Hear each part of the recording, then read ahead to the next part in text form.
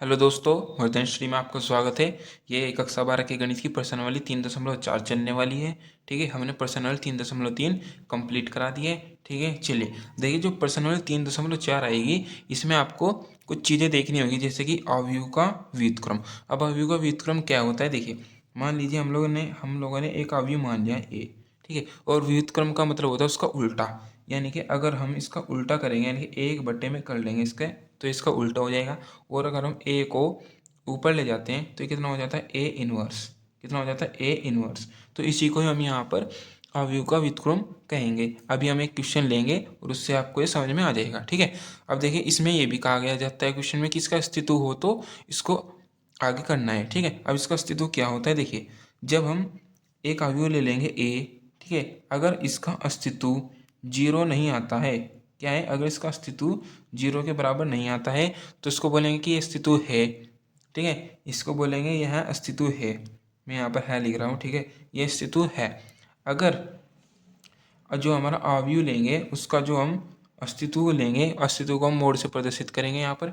ठीक है, और जो अगर हम अवयव ए का अस्तित्व लेते हैं, अगर ये जीरो के बराबर आ जाता है तो हम यहाँ पर लिखेंगे कि यह अस्तित्व नहीं है। ठीक है, अगर ये अस्तित्व अगर ये जीरो के बराबर आ जाता है तो हम क्वेश्चन को यहीं पर छोड़ देंगे और कह देंगे कि ये इसका अस्तित्व नहीं है। ठीक है, और ये आगे हल नहीं होएगा। ठीक है, अब देखते हैं प्रारंभिक रूपांतरण। अब प्रारंभिक रूपांतरण क्या होता है, इसमें क्वेश्चन में कहा जाएगा कि आपको इसको प्रारंभिक रूपांतरण से करना है। अब प्रारंभिक रूपांतरण होता क्या है, देखिए मान लीजिए हम यहाँ पर कोई एक अवयव ले लेते हैं। ठीक है, ऐसे 1 2 3 4। ठीक है, हमने कोई अवयव ले लिया और इस अवयव को हमको किसी भी तरह से कन्वर्ट करके, या तो आपको इसकी रो में कन्वर्ट करना है, ठीक है, या आपको इसकी कॉलम में कन्वर्ट करना है। इसको हमको आई के बराबर ले जाना होगा। आई होता है जो कि हमारा 1 0 0 1। ठीक है, इस तरह होता है। 2/2 अवयव के लिए ऐसा होता है, और कोटिक आई का मान, ठीक, और इसी तरह से 3/3 जो अवयव होगा उसका आई का मान कितना हो जाएगा, 1 0 0 0 1 0 0 0 1। ठीक है, इस तरह से। अब मैं इसका तरीका भी बताता हूँ आपको, प्रारंभिक रूपांतरण से होएगा कैसे। ठीक है, अब यहाँ देख लीजिए, मान लीजिए आपको एक 2/2 का अवयव दे रखा है। मान लीजिए ये कुछ नंबर दे रखे हैं, अभी के लिए आप मान लीजिए। ठीक है, जब आप इसको प्रारंभिक रूपांतरण से करेंगे तो आपको ए से चलते हुए, यानी कि इस पॉइंट से चलते हुए नीचे की ओर सबसे पहले नीचे का कन्वर्ट करना है, उसके बाद उसके बराबर का कन्वर्ट करना है, उसके बाद उसको ऊपर वाला कन्वर्ट करना है। मैं इसमें यहाँ एरो लगा देता हूँ कि आपको कुछ इस तरह से कन्वर्ट करते हुए इसमें यहाँ आपको नंबर चेंज कन्वर्ट करने हैं, किसमें, इस आई वाले अवयव के साथ। ठीक है, ये तो हो गया 2/2 अवयव के लिए। और 3/3 के लिए देख लेते हैं। ठीक है, जब मैं आपको क्वेश्चन कराऊंगा ये आपको बिल्कुल क्लियर हो जाएगा। ठीक है, आप बस देखते रहिए। मान लीजिए ये आपके 3/3 अवयव के अवयव है। ठीक है, अब देखिए जब आप इसको हल करेंगे तो सबसे पहले आपको इस पॉइंट से चलते हुए जाना है, और सबसे पहले क्या करना है, उसके नीचे का जो पॉइंट होगा उसको कन्वर्ट करना है, फिर उसके नीचे का जो पॉइंट होगा उसको कन्वर्ट करना है, फिर आपको कैसे कन्वर्ट करना है, जो बीच का पॉइंट होगा उसको कन्वर्ट करना है, फिर उसके जस्ट नीचे वाला, फिर उसके बराबर वाला, फिर ऐसे ऐसे करते करते ऐसे। मैं यहाँ पर एरो लगा देता हूँ जिससे आपको ये समझ में आ जाए। ठीक है, इस तरह से, जिस तरह से मैंने एरो लगाई है 3/3 अवयव का है, इसमें हमको ऐसे कन्वर्ट करते चलना है इस सभी अवयवों को। ठीक है, अब हम एक क्वेश्चन लेते हैं और उससे आपको अच्छी तरह से समझ में आ जाएगा। अब ये क्वेश्चन नंबर 1 लिया है हमने। इसमें कहा, इसमें जो अवयव दे रखा है 1 2 -1 और 3 दे रखा है। ठीक है, सबसे पहले हम लोग क्या करते हैं, इस अवयव को ए के बराबर मान लेते हैं। हमने ए के बराबर मान लिया। सबसे पहले हम लोग देखते हैं इसका, इसमें क्वेश्चन में कहा जाता है कि अगर इनका अस्तित्व हो तो इन्हें प्रारंभिक रूपांतरण विधि से हल कीजिए। ठीक है, वो क्वेश्चन मैंने यहाँ पर पूरा नहीं लिखा है, केवल आपको पढ़कर बता दिया है। ठीक है, सबसे पहले हम लोग इसका अस्तित्व देख लेते हैं। सबसे पहले हम लोग क्या निकालते हैं, इसका ए मोड निकालते हैं। वो कैसे निकालता है, देखिए इस 3 की मल्टीप्लाई यहाँ करिए, 3 1 जा 3, बीच में आता है माइनस का चिन्ह। ठीक है, फिर 2 की मल्टीप्लाई -1 में करेंगे तो ये कितना हो जाएगा, -2। फिर यहाँ देखिए 3 माइनस और माइनस +2, ये हो जाएगा आपका 5, यानी कि ये आपका अस्तित्व है। यहाँ पर लिख देते हैं अस्तित्व है। ठीक है, अब जब ये अस्तित्व है तो इसको प्रारंभिक रूपांतरण विधि से हल करना है। देखिए कैसे होता है, इसमें आपको ये कर लेना ए इज इक्वल टू ए आई, ठीक है, या आप इसको ऐसे भी लिख सकते हैं ए इज इक्वल टू आई ए, ठीक है। इस तरह से आपको यहाँ पर लिख लेना है कुछ एक फॉर्मूले के टाइप का, ठीक है। फिर ए की वैल्यू लिख लेनी। अभी ए का मान कितना दे रखा है हमें क्वेश्चन में, 1 2 -1 और 3, फिर बराबर आई की वैल्यू आप लोग सभी जानते हैं 2/2 अवयव कोटि के लिए 1 0 0 1, ठीक है। और ये जो ए है इसको हम ज्यों का त्यों रखते हैं, बाद में बताएंगे इसका क्या है, ठीक है। अब देखिए, अब हमको इस वाले अवयव को इस वाली फॉर्म में लाना है। अब कैसे लाएंगे, ध्यान से देखिए। अभी हमने आपको तरीका बताया। सबसे पहले क्या करते हैं, 2/2 के अवयव की कोटि में पहले वाला नंबर को कन्वर्ट करते हैं इस वाले नंबर में। देखिए पहले वाला नंबर में यहाँ पर क्या आता है, आई के मान में 1, जो कि यहाँ पर 1 और यहाँ पर भी 1 है, कोई बात नहीं। फिर हम करते हैं इससे जस्ट नीचे वाला, जी नीचे वाले में यहाँ पर कितना आता है, 0। यहाँ पर देख लीजिए 0 आता है ना, तो इसको 0 कैसे करेंगे आपको ये ध्यान से देखना है। ये कौन सी रो है, ये R2, ये इसको रो 1, इसको रो 1 कह देंगे, इसको रो 2 कह देंगे, ठीक है। हम लिखते हैं रो 2, यानी कि दूसरे वाली रो, जो कि ये चुकी है दूसरे वाली रो।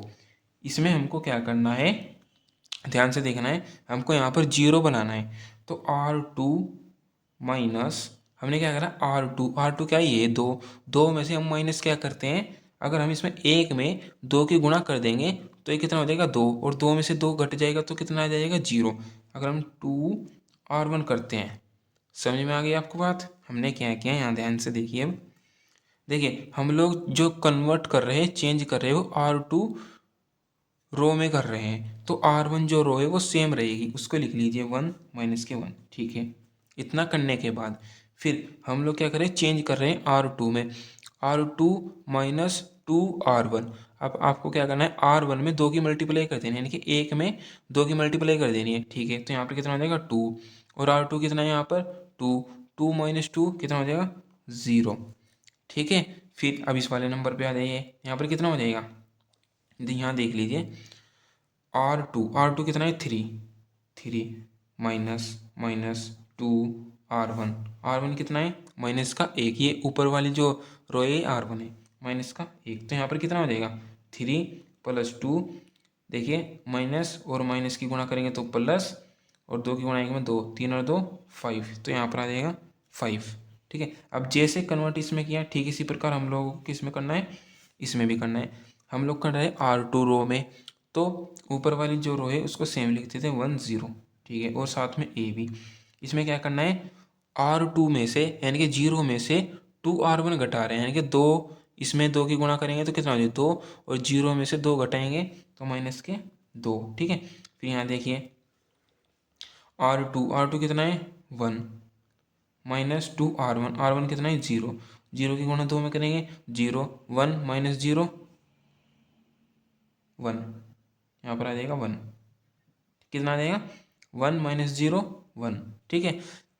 जैसे हमने यहाँ पर ये आपको बताया है, ठीक इसी प्रकार हम इस वाले फॉर्मूले से निकाल रहे हैं, ये आपको ध्यान में रखना है, ठीक है।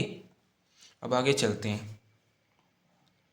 अब यहाँ पर हम लोग कंडीशन लिख देते हैं। अब देखिए जब हम 2/2 अवयव में इसको आई के पदों में बदल रहे हैं, तो ये हो गया 1 0, यहाँ पर कितना आता है, हम चूँकि हम ए से कन्वर्ट कर रहे हैं ना, ए से, ठीक है, यहाँ पर कितना आता है 1, तो हम लोग क्या करेंगे, यहाँ लिख देते हैं, हम लोग R2 के लिए कर रहे हैं। अगर हम लोग यहाँ पर 1 बनाना है, 1 कैसे बनाएंगे, अगर हम R2 को 5 से डिवाइड कर देते हैं तो यहाँ पर 5 1 जा 5 1 आ जाएगा, ठीक है। यहाँ पर भी हम लोग दूसरी रो को ही कन्वर्ट कर रहे हैं, तो पहले जो रो है वो सेम लिख लीजिए 1 - 1, ठीक है। जब आप 0 को 5 से भाग देंगे तो 0, और जब 5 को 5 से भाग देंगे तो 1, फिर यहाँ पर ऊपर वाली तो सेम 1 0। अब यहाँ देख लीजिए ए बी सी हम जब -2 को 5 से भाग देंगे तो -2/5, और 1 को भाग देंगे 5 से तो 1/5, ठीक है। अब यहाँ ध्यान से देख लीजिए। अब देखिए हम लोग ए से और ए से कन्वर्ट कर रहे हैं। अब यहाँ पर कितना आना चाहिए 0। अब इस बार हम लोग करेंगे चेंज R1 में, क्योंकि इसमें यहाँ पर कितना आना चाहिए 0 आना चाहिए। कैसे करते हैं, R1 के लिए चेंज कर रहे हैं। अगर हम लोग R1 में R2 को जोड़ देते हैं, यानी कि -1 में +1 जोड़ देते हैं, तो कितना बन जाएगा 0 ऑटोमेटिकली, ठीक है। तो इस तरह से यहाँ पर आ जाएगा। हम लोग करें R1 में चेंज, तो R2 तो सेम लिख लीजिए 0 1 ऐसे बराबर। अब यहाँ देख लिए R1 प्लस R2 यानी कि ये R1 और ये R2 1 प्लस 0 कितना हो जाएगा 1। और जब हम माइनस के 1 को जोड़ेंगे प्लस के 1 के साथ तो कितना हो जाएगा माइनस प्लस के कट जाएंगे तो यहाँ पर आ जाएगा 0। कहने का ये मतलब है R1 कितना है -1, ठीक है, प्लस के R2 कितना है 1। अब ये देखिए प्लस का माइनस का कट के कितना आ जाएगा 0, जो कि हमने यहाँ पर लिख दिया है। ठीक इसी प्रकार हम लोग यहाँ पर भी कर लेते हैं R1 प्लस R2, R1 के लिए चेंज करें यह बात ध्यान रख लेनी है। और जो R2 है इसको हम सेम रख देते हैं -2/5 और 1/5 और ये जो का त्यों। ठीक है, अब देखिए हम लोग क्या करें R1 प्लस R2 यानी कि ये R1 ये R2 इन दोनों को आपस में जोड़ रहे हैं तो जोड़ लीजिए। यहाँ देख लीजिए 1 -2/5। अब देखिए 5 की मल्टीप्लाई यहाँ 5 5 में से 2 गए 3/5 3/5।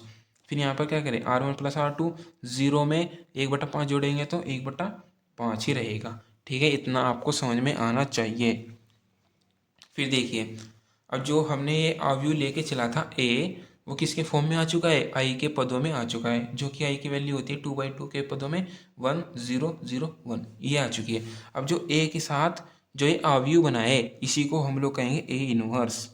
ठीक है, अवयव A के साथ जो ये अवयव बना है इसी को कहेंगे हम लोग A इनवर्स, जो कि कितना है 3/5 1/5 -2/5 1/5 ये इसका आंसर हो जाएगा। या फिर कुछ बुक में इसका आंसर क्या दे रखा होगा, इसमें से 1/5 कॉमन ले रखा होगा, 1/5 बाहर, अंदर कितना रह जाएगा 1/5 बाहर तो 3 अंदर रह जाएगा, यहाँ पर 1 यहाँ पर -2 यहाँ पर 1, इस तरह से इसका आंसर हो जाएगा। ठीक है, इस प्रकार ये प्रश्न नंबर 1 का आंसर हो जाता है। ठीक है, अगर आपको ये वीडियो थोड़ी कम समझ में आई है तो आप इसको दोबारा से देखिए, आपकी समझ में जरूर आएगी। ठीक है, इसी तरह से हम प्रश्न नंबर 2 को करेंगे बहुत ही सरल तरीके से। ठीक है, इसी तरह से आप प्रैक्टिस करते रहिए इन प्रश्नों की। मिलते हैं अगले वीडियो में बहुत जल्द, तब तक के लिए बाय बाय, टेक केयर।